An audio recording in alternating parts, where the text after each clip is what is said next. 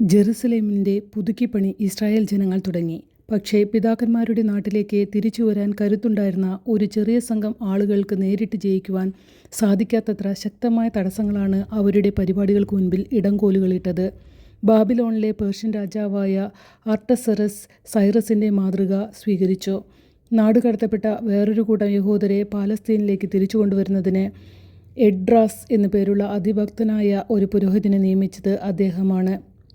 Bible പണ്ഡിതനും പുരോഹിതനുമായ എഡ്രാസ് നല്ല ജനസ്വാധീനമുള്ളവനായിരുന്നു.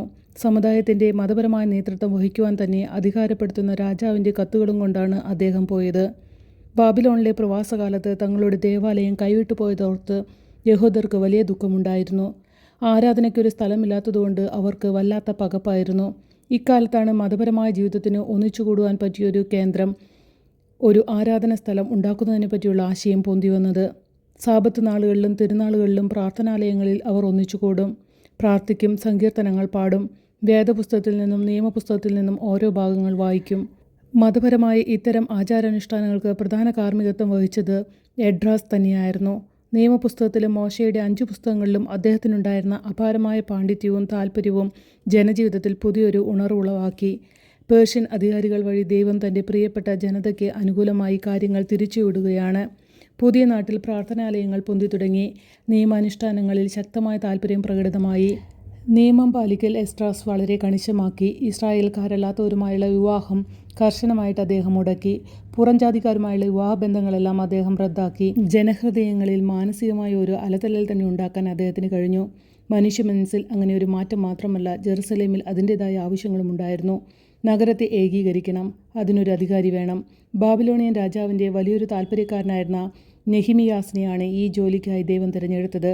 നെഹിമിയാസിൻ്റെ വരവിന് മുൻപ് തന്നെ ജെറുസലേമിന് ചുറ്റും ഒരു കോട്ട കെട്ടുവാനുള്ള ശ്രമം നടത്തിയിരുന്നു. പക്ഷേ അത് നിറവേറിയില്ല. എതിരാളികളായ അയൽവാസികളുടെ ആക്രമണത്തിന് എളുപ്പമാക്കത്തക്കവണ്ണം തുറന്നു കിടന്നിരുന്ന ഒരു നഗരമായിരുന്നു അന്ന് ജെറുസലേം.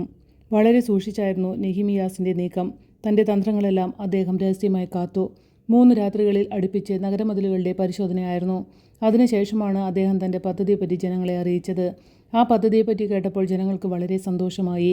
ജോലിക്കാരെ ഗ്രൂപ്പുകളായി തിരിച്ച് ഉടനെ പണി ആരംഭിച്ചു. വളരെ ചുരുങ്ങിയ സമയം കൊണ്ട് മതിലുകളുടെ പണി തീർന്നു. ഒരു കിണറും താഴ്ത്തി. അത് വലിയൊരു നേട്ടമായിരുന്നു. എന്നാലും എതിരാളികളായ സമറിയക്കാർ പിന്നെയും ശല്യം ചെയ്തുകൊണ്ടിരുന്നു. നെഹിമിയാസിന് ധാരാളം ശത്രുക്കളുണ്ടായിരുന്നു. അവസാന ശത്രുക്കൾ അദ്ദേഹത്തെ കൊന്നുകളഞ്ഞു. പക്ഷേ കാലക്രമേണ ജെറുസലേം അതിശക്തമായ ഒരു നഗരമായി തീർന്നു. സ്ഥിരോത്സാഹികളായ ജൂദിയക്കാർ പലതും നേടി. ഇസ്രായേൽക്കാരിൽ അവശേഷിച്ച വിഭാഗമാണ് രക്ഷകന്റെ ജനനത്തിനുള്ള അതിമഹിമയേറിയൊരു പുത്തൻ ഇസ്രായേൽ കെട്ടിപ്പടുത്തത്. ആ മഹിമയ്ക്ക് അർഹരാകാൻ എല്ലാ നല്ല ഇസ്രായേൽക്കാരും താൽപ്പര്യപൂർവ്വം സ്വപ്നം കണ്ടുകൊണ്ടിരുന്നു.